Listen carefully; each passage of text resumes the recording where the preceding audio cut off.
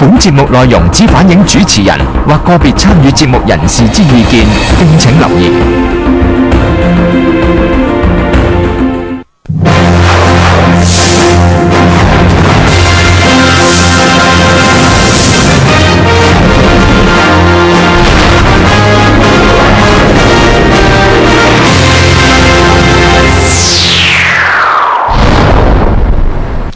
今年嘅會考破天荒咁產生咗20幾個十優狀元，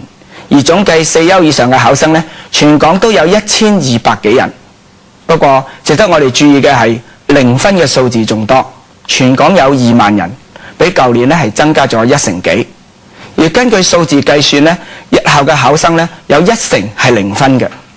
雖然呢個數字唔係歷史上邊最高，但係我哋就對呢班青少年嘅讀書同埋就業嘅前景呢係感到好擔憂。處喺表現差嗰邊嘅青少年，喺今日呢個知識型經濟嘅社會，樣樣都講究學歷同埋技能，咁佢哋有乜嘢出路同埋前景呢？我哋一直都好注視15至19歲青少年嘅讀書同埋就業嘅情況。根據政府嘅數字，今年第一季冇書讀又冇嘢做，即係所謂雙無嘅青少年係有26000幾人。雖然呢個數字比香港經濟最差嘅高峰期呢係下跌咗，但係比上一季又回升返，佔15至19歲青少年嘅6%。咁嘅情形客觀話俾我哋知，而家針對青少年讀書同就業嘅計劃係仲有極大嘅改善空間。我哋可以清楚咁睇一下，而家政府係有啲乜嘢嘅喺度幫緊呢一班0分嘅青少年呢？展翅計劃、青少年見習就業計劃的確係有啲用嘅，但係始終都係一個短期嘅職前訓練計劃，冇辦法去改變呢一班青少年嘅弱勢嘅地位。至於毅進計劃、基礎文憑、通用文憑，係可以幫到呢班考生呢攞返會考5分嘅一個咁樣嘅資歷，令到佢哋有機會翻身。但係呢啲課程如果要自費嘅話呢，又唔係個個家庭都負擔得起。咁樣最平嘅話呢，始終都係翻去讀嗰啲有政府資助嘅日校或者指定嘅夜中學，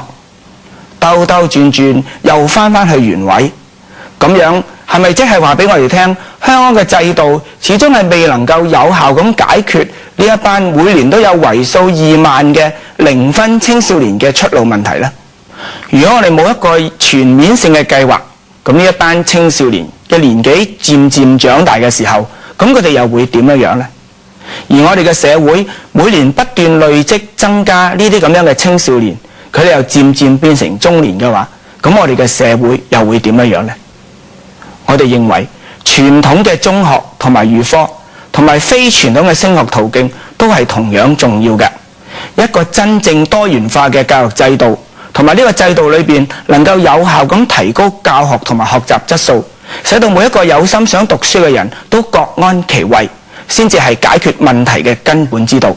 但係好可惜，政府喺一方面大力提倡非傳統升學嘅時候，對於一班有心想讀夜中學嘅同學又唔夠足夠嘅支援，特別係一班未有初中學歷嘅夜中學生，使佢哋冇機會透過夜中學去改變自己嘅弱勢地位。